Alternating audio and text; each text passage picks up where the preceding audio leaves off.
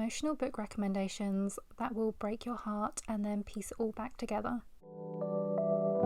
Hi guys, my name is Sharon, and today I wanted to talk books that are simultaneously heartwarming and heartbreaking.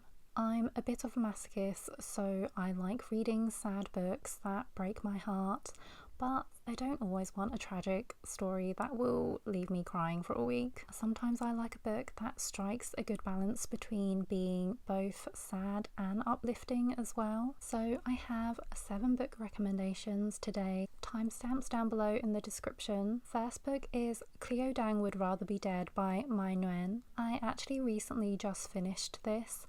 This is a literary fiction, and trigger warning because it is about the loss of an infant. You follow the main character Cleo, a grieving mother whose newborn baby has tragically passed away. In her grief, she kind of emotionally withdraws from both her husband and also her best friend, who has also given birth but to a healthy baby. And then she decides to get a job at the funeral home where her daughter was laid to rest. It's not the most conventional way to heal after a death, but here at this funeral home, she gets to know the other employees there. So you get this found family trope, and you basically follow her journey, her ups and downs through grief and healing. The premise of this is extremely sad, but it's also a very inspiring and hopeful story as well. Cleo's character felt very real, and the author Nguyen also talks about why they wrote this story in the author's note as well, and it did make me shed a few tears. The next book, Wild by Kristin, and I don't know why, but this book also has another title, Magic Hour. I feel like so many Kristin books fall under this heartbreaking / heartwarming category, but I chose Wild for today's video. I did speak about this one in my January reading wrap up.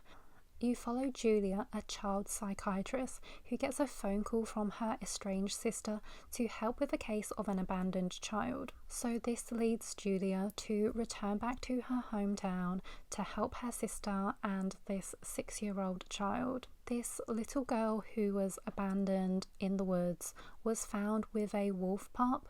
She can't speak and she exhibits feral animal-like behaviours, and she's clearly gone through a lot of trauma. Julia helps to rehabilitate her, she cares for her, and you see the bond between the two of them develop.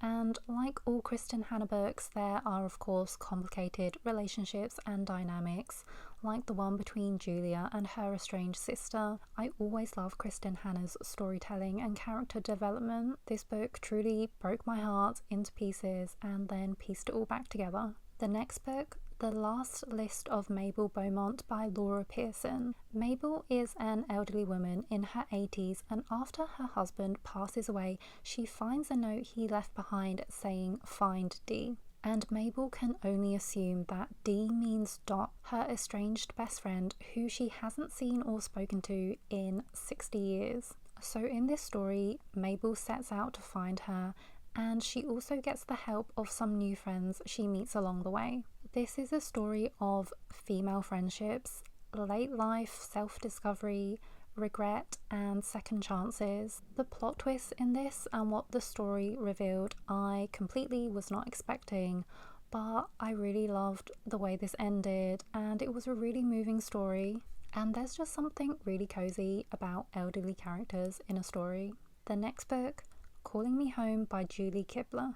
This is a historical fiction with both a past and present day timeline. You follow 2 female friends, an elderly white woman called Isabel and a younger black single mother called Dory, and they both take a road trip together after Isabel asks Dory to help drive her across the country for a funeral. On this road trip, Isabel recounts her first love in the 20s, or maybe it was the 30s, and it was a really heartbreaking, forbidden, interracial love story. This story talks about racism in the Deep South during that time period, so what happened to Isabel and her first love was really sad and also infuriating. This is also a heartwarming story too though, because you get to see the friendship between Isabel and Dory, And you also get to see Dory's life in the present day and everything that she goes through being a single mother, as well as her romance.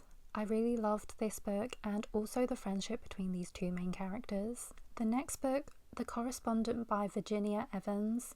This is another book about an elderly woman. The main character, Sybil, is in her 70s and she's divorced and retired, living on her own. This entire story is told through letters and emails and the responses that she gets in return. She writes letters to everyone from her brother and her best friend to the authors whose books she's read. She basically navigates her past, grief, aging and memories all through correspondence. It took me a little while to get into at first, but you do grow to get really invested in the characters that she writes to. The writing is very witty and charming. You also get to see all of Sybil's personal struggles, which she hides from certain characters because she doesn't want to burden them. This is a really character-driven story, and I really liked the audiobook. You have a full cast of narration. However, I do wish I read this physically as well, because I feel like it's one of those books that is a really good audiobook but would also be really good to just physically read because of all the letters and emails. The ending to this one was really emotional, but overall it was a really charming, moving and unique read. The next book, Pack Up the Moon by Kristin Higgins. This is a women's fiction / romance, and it follows a married couple, Josh and Lauren. When Lauren gets diagnosed with a terminal illness, she writes a series of letters, one for each month of the first year that she's gone, for Josh, in hopes to help him navigate his grief. She wants to help him so that he can rebuild his life without her. There are dual POVs in this as you follow both Josh and Lauren, and this story isn't structured in a linear way. You flip between Josh in the present day as he's navigating life without Lauren and the letters she has written him, but you also see the past timeline where Josh and Lauren are dealing with this news and their emotions, and also how Lauren coped with all of this. So of course this was a really emotional, heartbreaking story. It's quite P.S. I Love You, but in reverse. Josh is quite socially awkward and a really endearing character. You get to watch his character growth after Lauren has gone, and whilst it is a sad story, it's also hopeful and there are light-hearted moments in this as well. And then the final book recommendation, This Book Made Me Think of You by Libby Page. I literally just finished this. This is another story where a partner has passed away, and this is also a contemporary fiction / women's fiction and romance. You have the protagonist Tilly, and it's been 5 months since her husband passed away from cancer.